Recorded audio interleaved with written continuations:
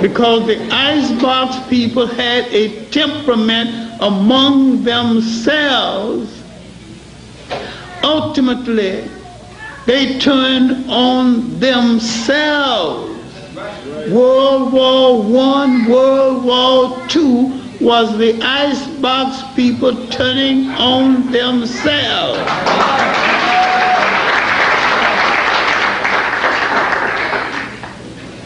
In Germany, a wild man named Hitler needed a scapegoat whose country had been made a scapegoat for being blamed for First World War. A scapegoat now needed a scapegoat. And one of the saddest things in the world is a scapegoat looking for a scapegoat. He looked around in Germany and saw some Germans seemingly more prosperous than some others, seeming to be dominating the trades, the communication, and the movies.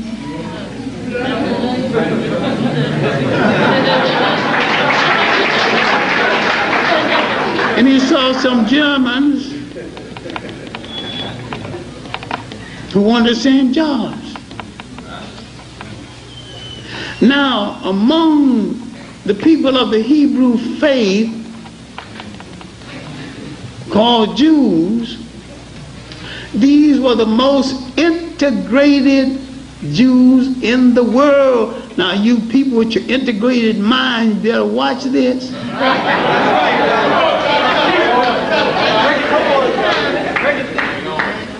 Most of their daughters were married to the blonde, blue-eyed German. All right. They were dismantling themselves as Jews and becoming more pure Germans, to the point where other Jews throughout the world began to despise them. When Hitler came down on them, at first other Jews said, "Good Father, they don't want to be Jews? All right, let him have them." So when this killing got into thousands and thousands, this is getting too serious. So he tried to make a deal with them and made a deal with some of them. Then some of them went to him and said, "If we could just save our young people, our intellect, and our rich people, we can let you go in the rest." He listened to the deal, but he didn't buy the deal.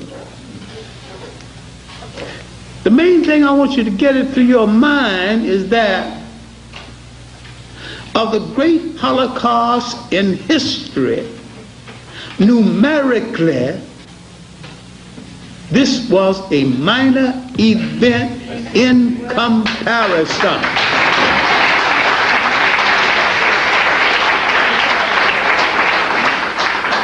I am not saying there was anything good about it, because there was not. I'm not saying I approve of it, because I do not. I'm not saying I'm sympathetic toward it, because I do not sympathetic. I'm not sympathetic to it. I'm saying it's one of the great tragedies of human history, and every person with their humanity intact must, by virtue of having your humanity intact, be against it.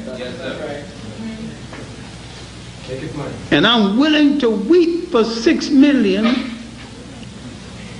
when you weep for my more than 100 million.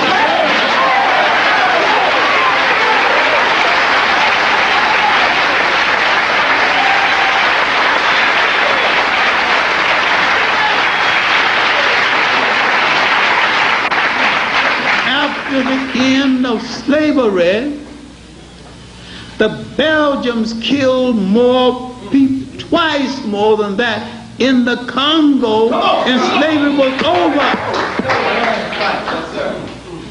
In the Pacific, off the coast of Australia, the place called Tasmania, the British killed every man, woman, and child. There is not a person on the face of the earth who can say, I'm a descendant of a Tasmanian, because they are all dead. They didn't spare any of them. My main point is that when our Holocaust started, everybody in Europe benefited by it, profited by it. I have no literature where anybody, including the victims of Hitler's Holocaust, protested the atrocities that was being visited upon us.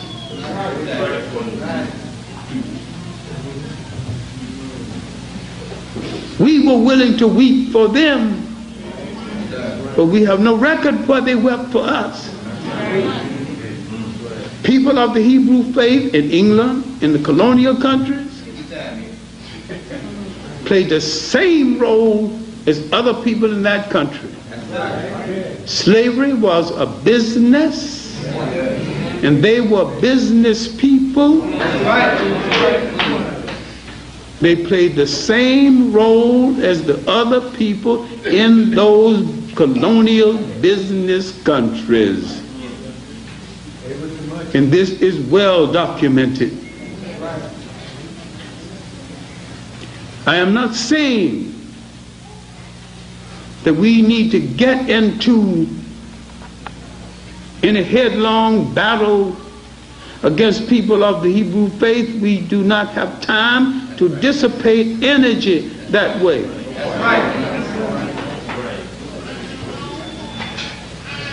To reclaim Africa and build Africa, going to take all the energy that we can spare to build real African nation other than those imitation European states.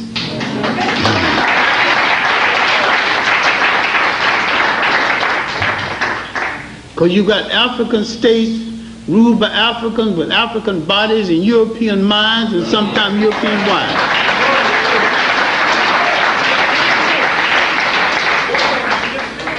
One of the main reasons you do not understand the nature of the atrocities visited upon us,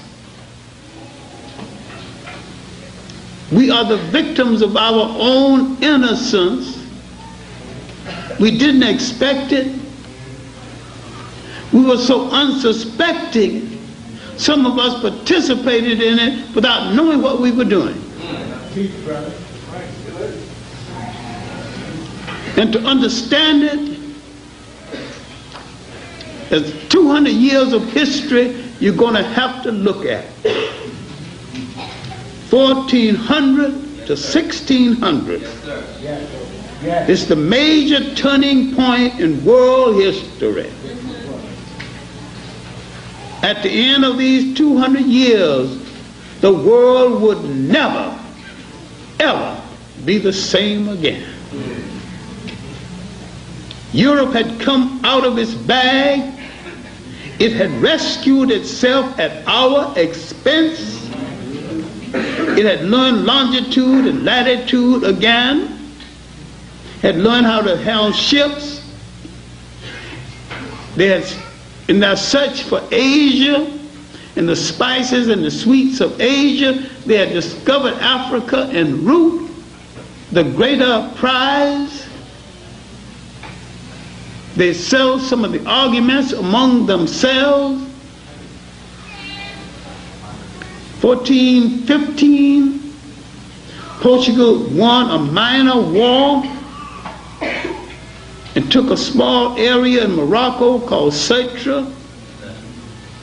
Since 711, when the Africans and the Arabs had taken over Spain, Europe had lived in fear of the so-called hated infidel, the Arabs and Islam.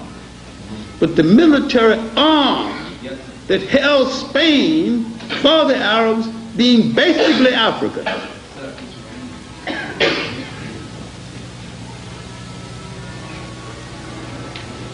Europe is going into its famine period after the drainage of its economics from the so-called Crusades. If you think that has something to do with holiness, you have misread history.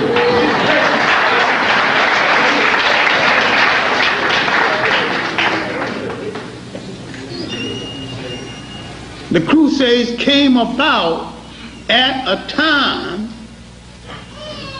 the church was playing a con game on the people of Europe. And the people was about to revolt against that con game. The church had discovered something called purgatory. Uncle Will and Aunt Jimmy did not go to heaven, had to stop off in purgatory. Now if you give the church enough money, they're going to pray them out of purgatory into heaven.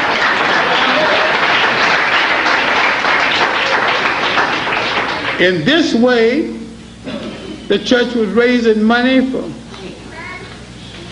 luxurious living of the priests, big cathedrals, the chancellery office. The church was getting rich. Also, the church was beginning to benefit from the early slave trade, where the church was getting its share per head. Greedy for more money.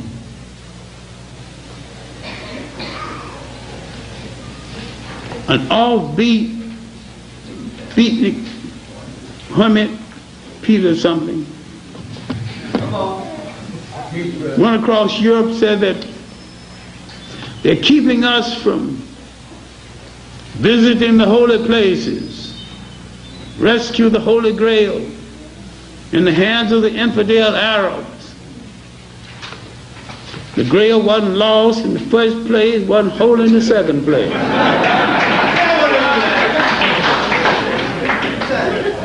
A whole lot of jive. An Arab or Persian, whoever he was, named Saladin, that I wish he had minded his own business, he didn't want those Europeans over there because they were a little bit smelly and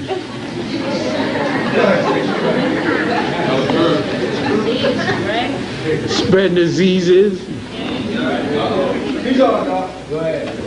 Although the Africans had introduced them to something called soap, they still weren't using it.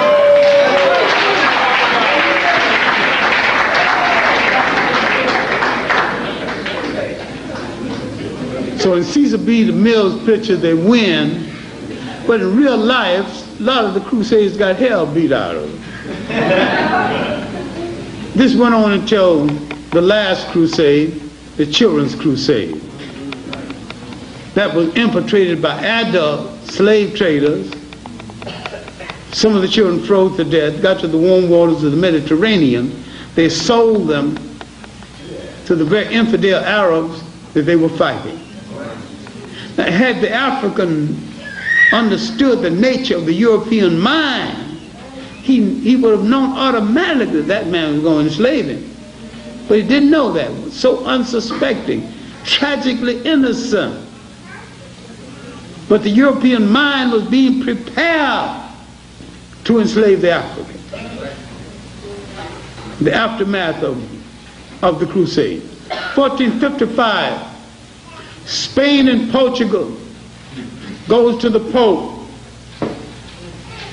The fight between the Africans and the Arabs in Spain had weakened the hold on Spain. About one half of Spain is out from under the domination. Spain and Portugal, under African domination, began to have aspirations of its own. Portugal had freed itself from the domination in 1240. Now Spain is partly free of this domination. They go to the Pope, then the major arbitrator of disputes in Europe, and the Pope would tell them,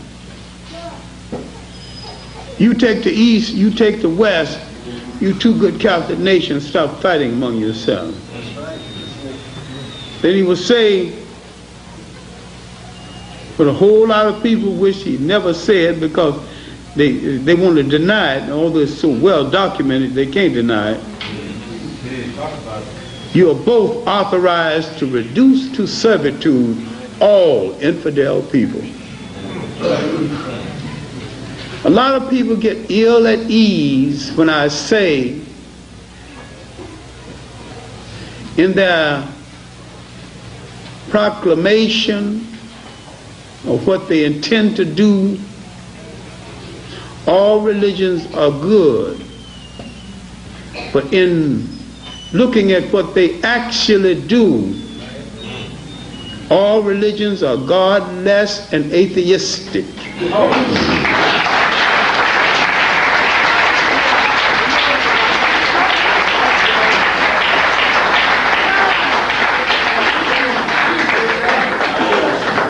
All religions, East and West, have sometimes called on their deity to bless their enslavement of other people. The enslavement of a people is an ungodly act.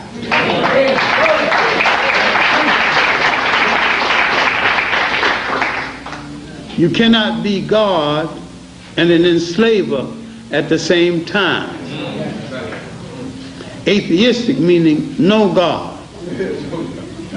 If he's with you in enslaving other people, then you have taken the godliness away from him. This is why the brothers in Islam are ill at ease about the Arab slave trade that is still going on, but they choose to ignore. And when you furnish the documents on it, they turn off their antennas and walk away. But the Arab slave trade that had been going on for 1,000 years before the European slave trade partly set up Africa for the European slave trade. 1482, a little-known expedition came along the coast of West Africa and forced themselves in, began to build these slave forts. Christopher Columbus was in that expedition. He says, as man and boy, I sailed up and down the Guinea coast for 23 years. What was he doing with the Portuguese up and down the coast of West Africa for 23 years? He was in the early Portuguese slave trade that started as early as 1438. Now on Columbus Day, when you're stepping high, please remember that.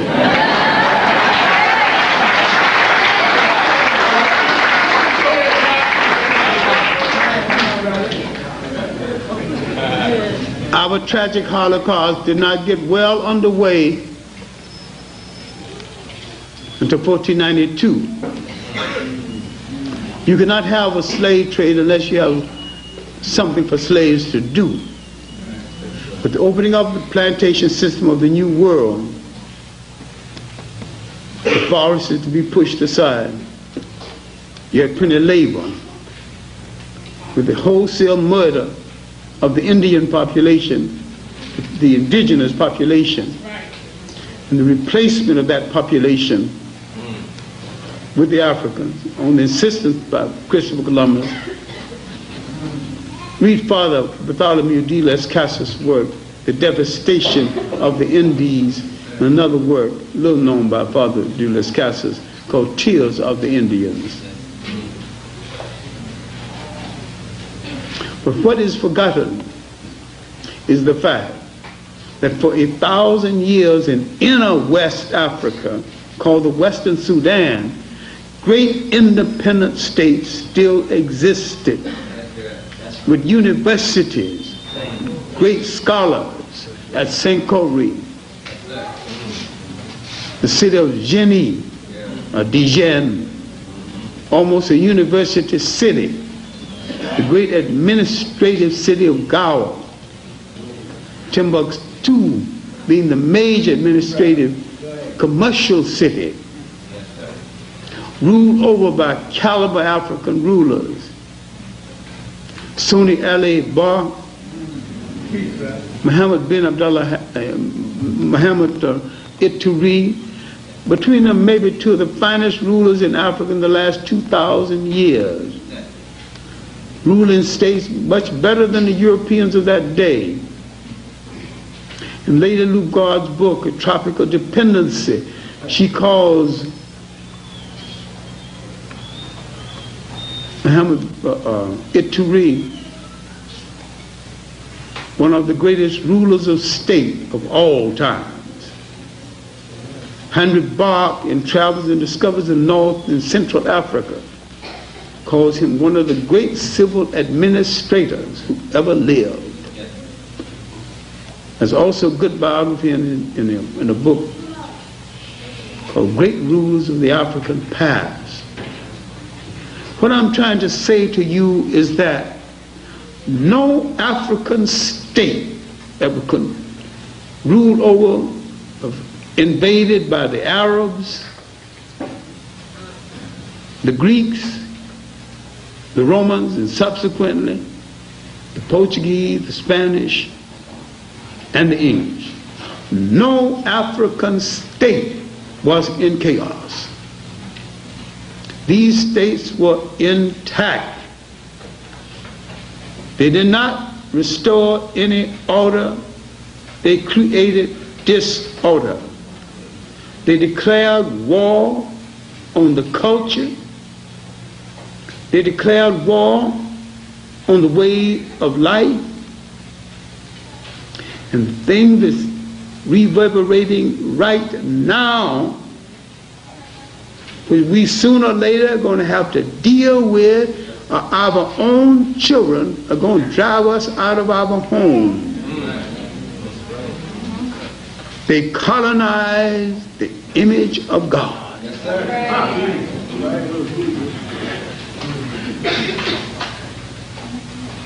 I started as a young Baptist Sunday school teacher.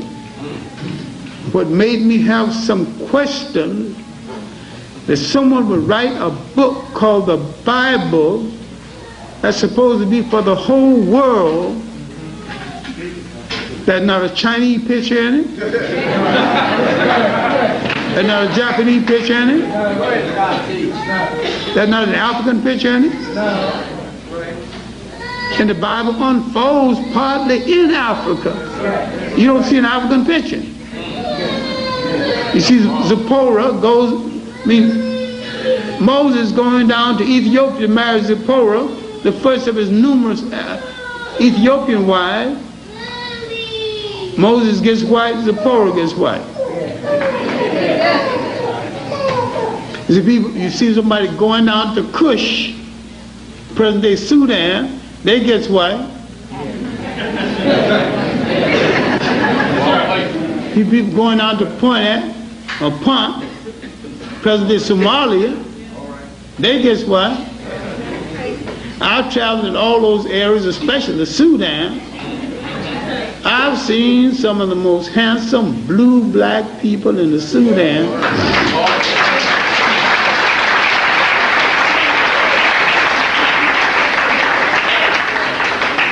If they are still velvety blue-black now, what were they 3,000 years ago?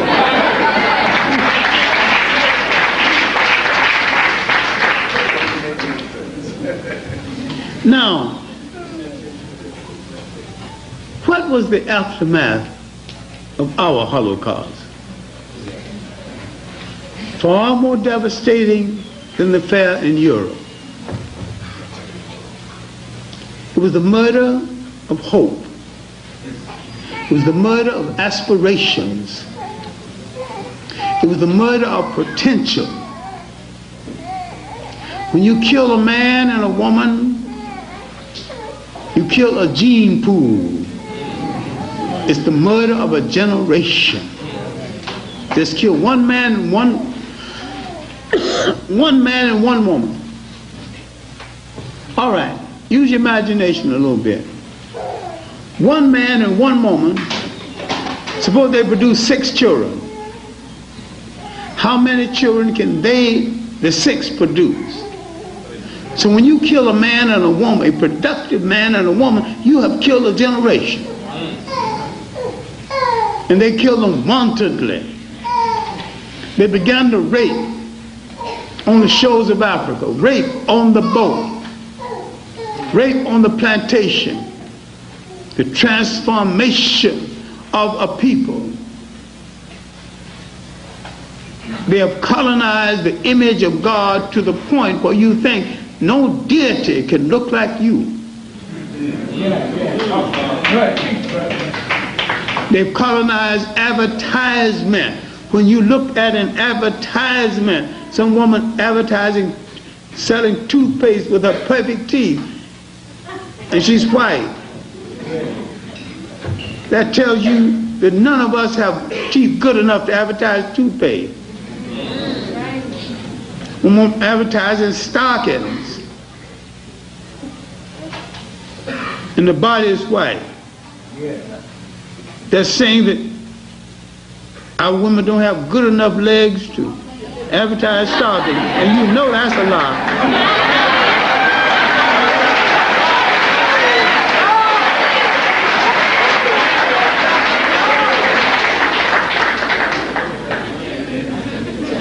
A minority, a numerical minority, has psyched the whole world into thinking that the world waited in darkness for them to bring the light. They brought no light, no place. The greatest bunch of mass murderers the world has ever known.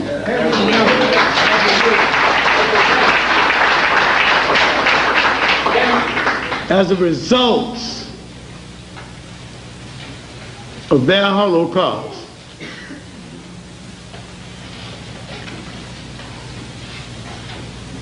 most of the indigenous population of the Americas were destroyed.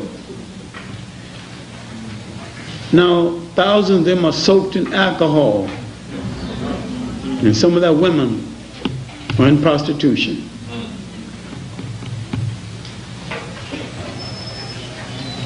Everywhere they go, they bring no light, but put out the light.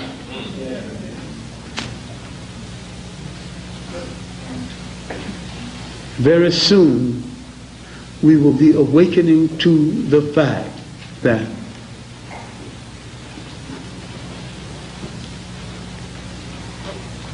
we are going to have to take our place in the world and build a new humanity,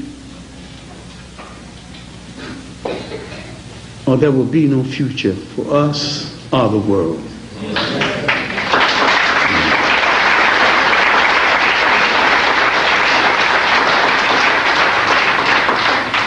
We owe this to our children.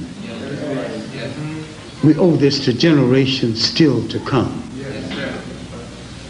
We owe them the effort of coming together, first and foremost, among ourselves, and stopping all the silly arguments about who came from little specks of dust in the Caribbean Sea and who came from Georgia.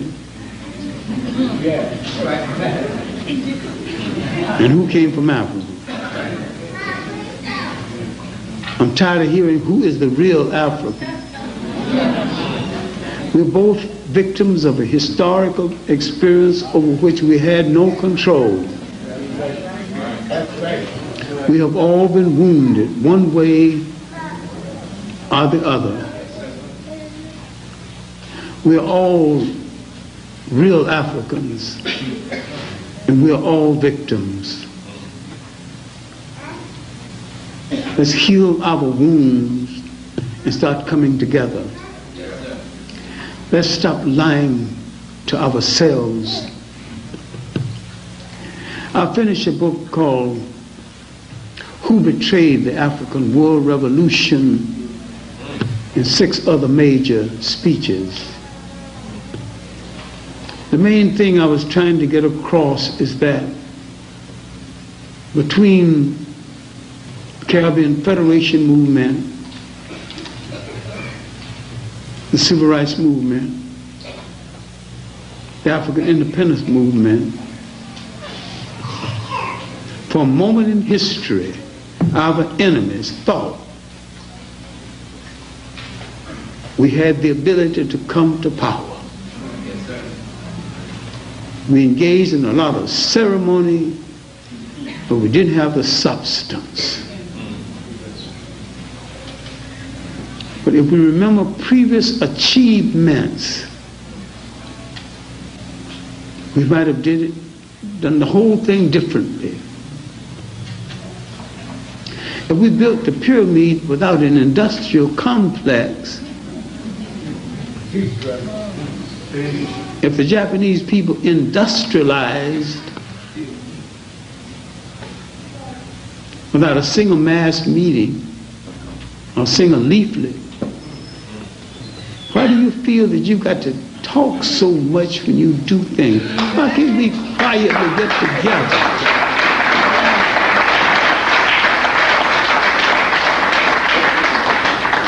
If you're going to unite the African people of the world, why do you have to shout it all over the place? Just go ahead and do it.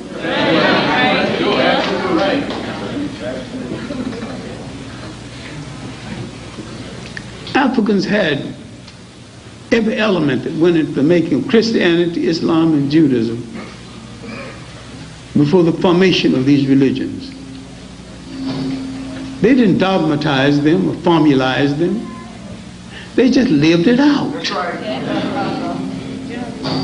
They had something far more pure than democracy. They didn't shout, "Look, Mama, I'm democratic." They just lived it out. When people began to formalize it and shout about it, I suspect they didn't believe it. Our life away from Africa has been a continuous Holocaust. And we will never be whole in the world until we realize wherever we are on the face of this earth, be it the Caribbean islands, be it the United States, be it the Pacific, our political and cultural heartbeat is Africa.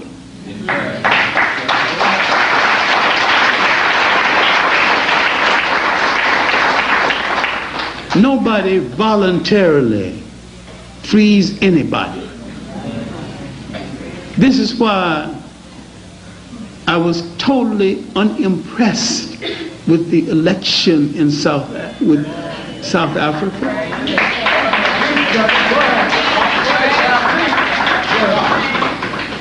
Nelson Mandela has no power.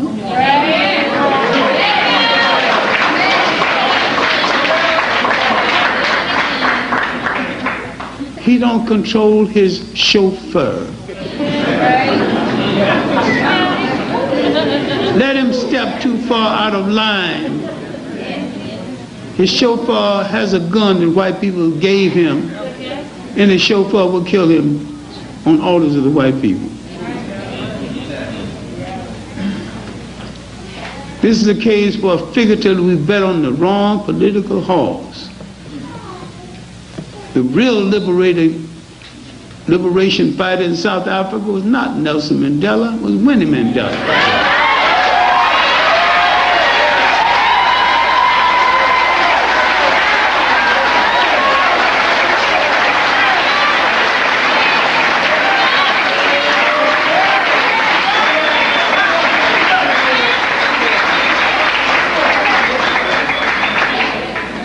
When someone takes your freedom, they don't voluntarily give it back to you. The only way you can get it back is to take it back.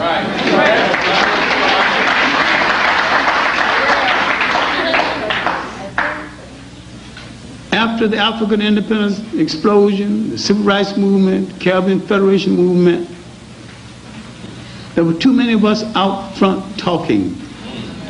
Some of us should have been behind the scene training. Some of us should have been pulled some of these young people off the line and said that, look, soon we will be controlling nations. Oceanography for you. Medicine for you. Metallurgy for you. Airport design for you. We should not shout nation time until we are ready to do every single thing that goes into the maintenance of a nation.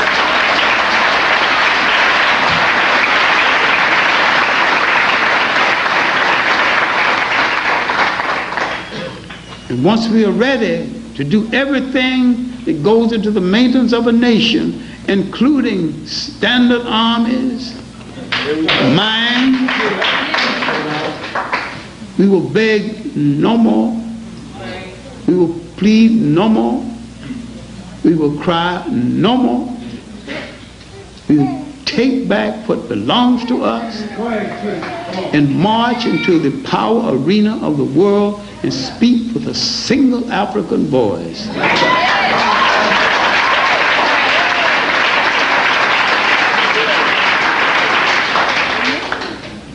Our Holocaust that started 500 years ago will only end when we mastered the science of state control, harbor control, ship control, nation maintenance, nation management. We owe this to ourselves. We owe this to our children, their children, and the still more beautiful ones waiting to be born. Thank you very much.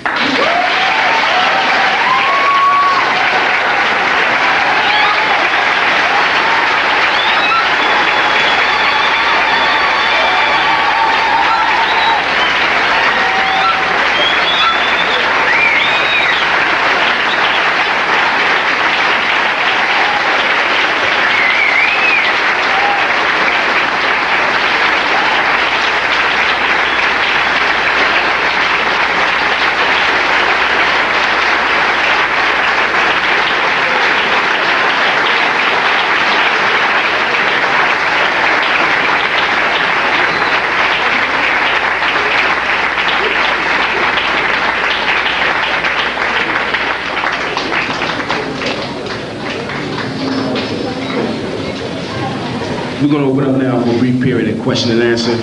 If we can, please keep our questions brief. Oh, yeah.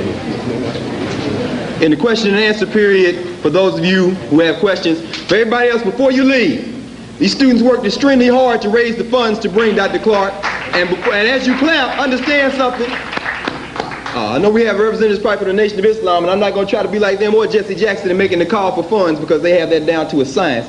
But there are some receptacles for donation. These aren't donations because we understand this man to be the elder historian in our community. I mean, we'll start from the back and work your way down. That way everybody who's says, trying to make it to the library or whatever, and leaving the living library to go to the dead one, will be able to contribute some money on the way out. So get all the way back there. Everybody dig deep because they need some help to put this over the top. Now you want to come on and moderate the question and answer period? Yes, sir. Oh, yes. Oh, also one other thing. The graduate students in African American Studies will be sponsoring a lecture by Dr. Teofil Obenga. The date, we're still working on that, but Dr. Obenga will be giving a lecture. Once again, as we said earlier, Dr. Obenga, of course, was the junior partner in the room in Cairo in 1974 in UNESCO when he and Dr. Sheikh Anta Diop stood and showed the African nature of Kemet. And Dr. Obenga will be lecturing. We hope everybody will come back, because if we understand Dr. Clarke, we also understand Dr. Obenga. This is the Pan-Africanism that we're talking about. These are two of the greatest minds that Africa has produced. And with that,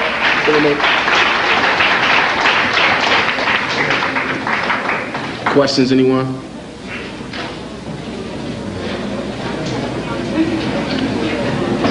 Sister? Yes, ma'am.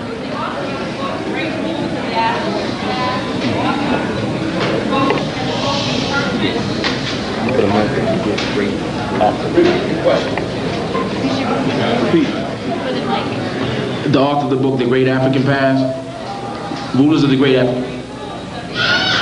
Rulers of the African Past.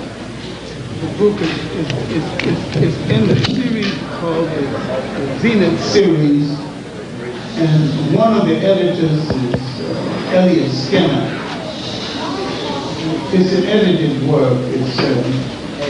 It deals with several rulers, about 6.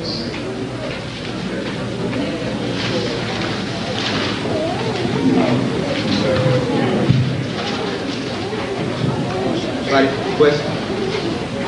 Yes, ma'am. I would just like to ask elaboration on a point that was made in another speech you gave before about a war or conference between European leaders about the carving up of African during colonialism. If you could elaborate more on how that happened, what happened, etc. I think it's a conference. That was the Berlin Conference, 1884, 1885, when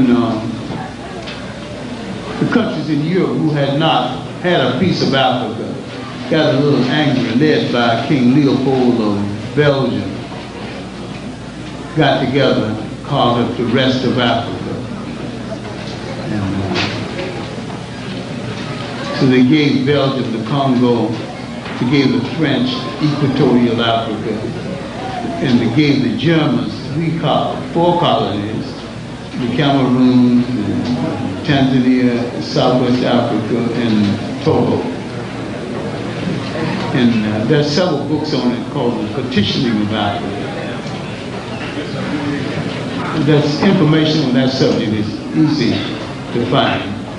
And look in a good library, look in a book called Partitioning of Africa. Yes, ma'am. Ask him to repeat his latest book, Who Betrayed the African World Revolution? Who Betrayed the African World Revolution is published at Kent State, Afro-American Department. Okay. And My Life in Search of Africa was published at the Africana Studies Center at Cornell University. Thank you. Anybody else? Yes, sir. I was just wanting to elaborate on the so-called slave trade that's going on in Arabia. Well, there's nothing to elaborate on other than the fact that it never stopped. And the Arabs are traditional slave traders, and slave trading is a part of what they call their culture. And they're bold and totally unashamed of it. They've got African collaborators. Very often Africans going on the Hajj take their Christian servants on the Hajj and sell their Christian servants into slavery. And some of these people coming from northern Nigeria. This has been going on for quite a while.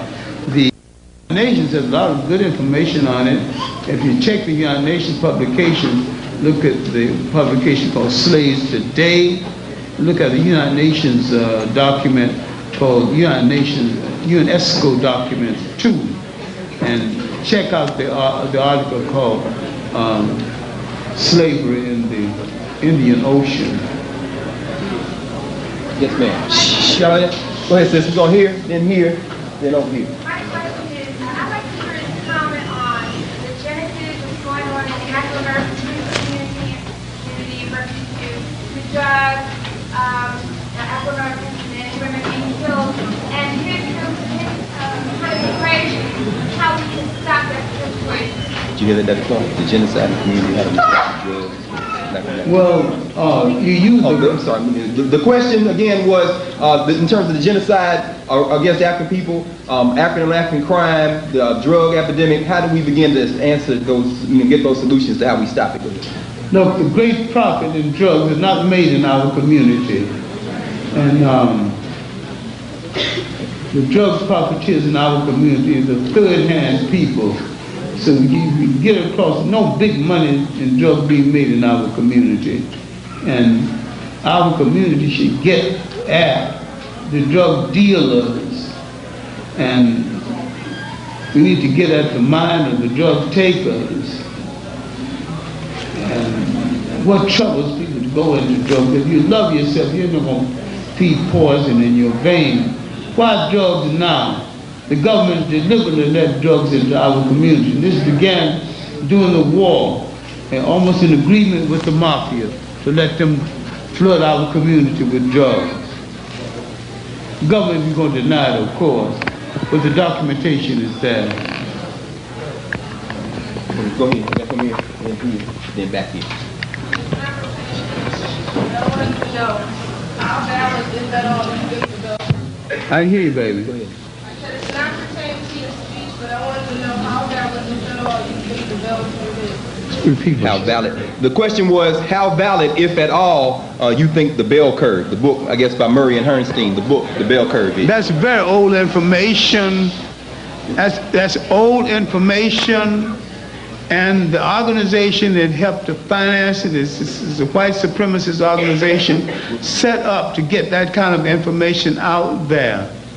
Asa Hilliard has done twice more information in that area. He debunked the whole concept of IQ and analyzes this thing. Yet Asa Hilliard's books are unread, and yet this white man buys a bestseller, but all he's got is rehashed junk that we've had before. Our question is valid. All right. Yes, sir. No. Good evening, Dr. Clarke. My name is Abdul. I'm from Nigeria. And I know you have one Pan-African person that you really admire in the name of Agbebi. And I'm wondering, in the light of the controversy going on in Nigeria right now, I'd like you to speak on it.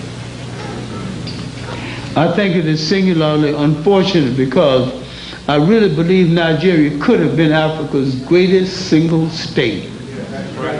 It had more to work with. Navigable rivers, a good working class. It had the best educated class in all Africa. It's not only being wrecked to a great extent by Muslims from the north, but the non-Muslims in the east and south can't get themselves together either. Here's also a case where the African Christian against the so-called pagan. And Africans have to behave as Africans. And they could benefit by throwing all these religions in the garbage can, at least for a while.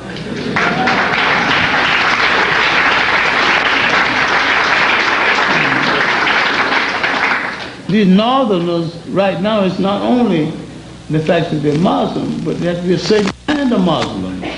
Control the money and control the power. England set Nigeria up for this. I was in Nigeria when the whole document on separate states came down.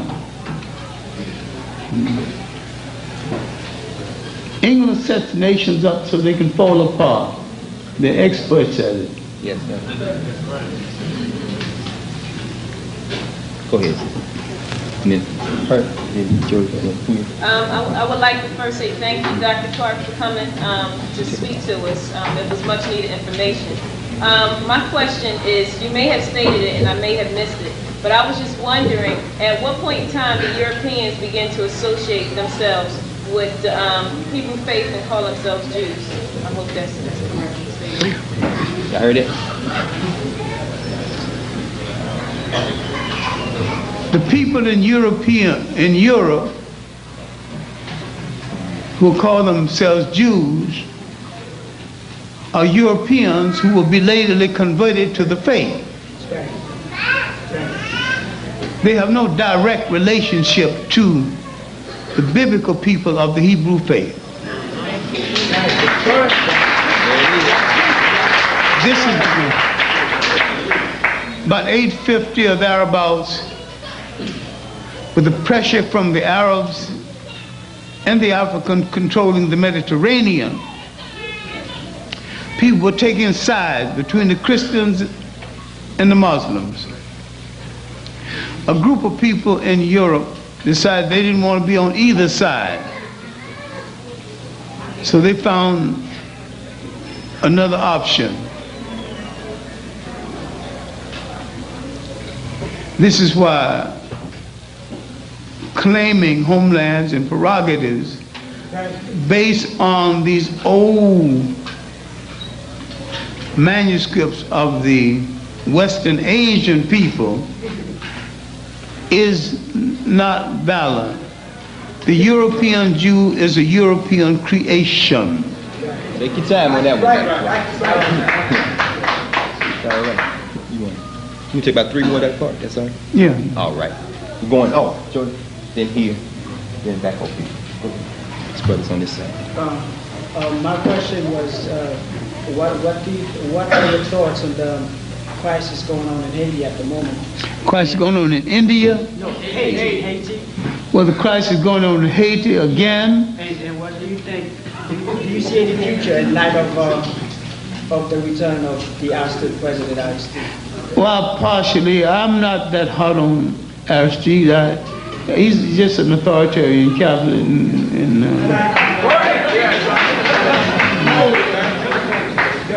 I don't see a people's government emerging yet. And I see the people being dictated to, but I don't see the people taking over the reins of government. Haiti is basically a rich country, and its soil is rich, its people are good working people and handsome people. And when the United States occupied Haiti in 1914 to 1934, America installed that mulatto elite and that thug army in power. And America lent Haiti so much money, Haiti have a hard time paying the interest, let alone the principal. And Haiti is still an American colony, and no matter how many lies they tell about wanting Haiti to be a democratic country, you can't be democratic when you're hungry. A Greek once said, a man plagued with hunger and cold pays no heed to God or the soul. Haiti is plagued with at least hunger. It's a beautiful island and a beautiful people, and they deserve much better than this wild card that history has dealt with it. All right, we're going to start to calm down. I had one over here. Was it this brother right here? You can go to this brother right here. I think. Yeah, these are the The what now? The 7th Pan-African Congress to come up in Nigeria, the Black Agenda, the Black Think Tank, and repatriation. Well, repatriation, I have no problem with that, because I think if other people who did less are getting some kind of compensation, I think we deserve even more. Now, the 7th Pan-African, they're going to be held in Nigeria. I think we should stop talking about Pan-African Congress until we get ourselves together and get our definition together. I maintain that the Pan-African Congress of 1945 in Manchester, England was the real and the best one. Everything before that was a rehearsal. Everything after that was a fake.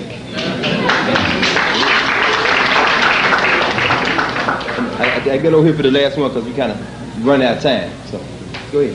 Pleasure to turn to and continue impersonating Dr. Clarke. My question is, if I remember correctly, in Africa World Revolution, after the crossroads, you referenced briefly that the concept of exile is a European invention.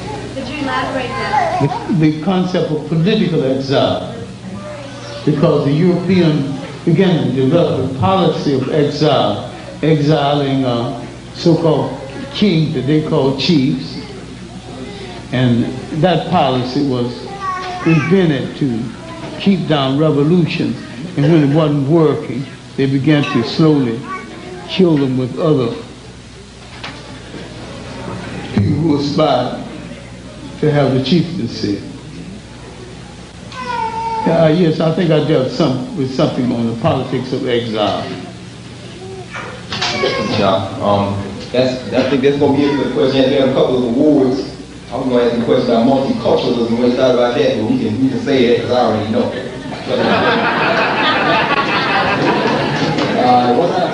Thank you all for coming, first of all, and I want to thank Dr. Clarke for coming. Let's give him another round of applause.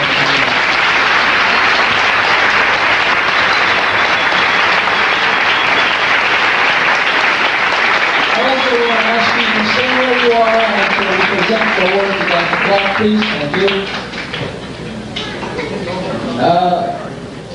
As an African who came from the continent, I've always honored to meet some of the encouraging leaders and source of encouragements that we've always looked up to.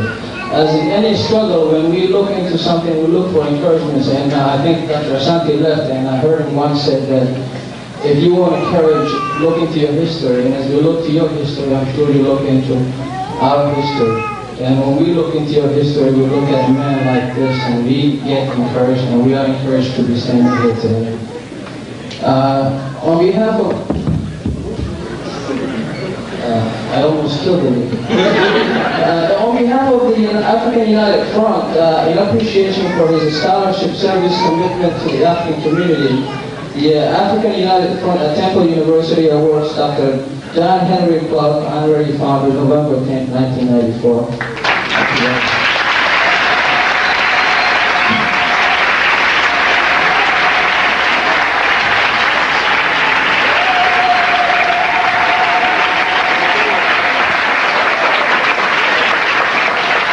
We have to do the very seat while we like to please.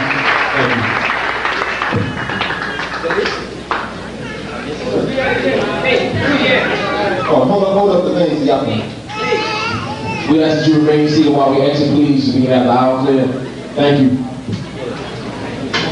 I don't know, we didn't have an opening ritual of libation. I don't know how comfortable y'all are in terms of the Pan-African world, but I guess everybody knows one stanza, lift every voice and sing the national anthem. I don't call it black man stuff. Maybe if Dr. Clarke is exiting, we can give him the send him all a little round. So let's try to think of that song. All right then, well, Dr. Clarke, as he exits then, lift every voice and sing till earth and heaven ring with the harmony of liberty. Let our rejoicing rise high as the listening sky. Let it resound loud as the rolling sea. Sing a song full of the faith that the dark past has taught us. Sing a song full of the hope that the present has brought.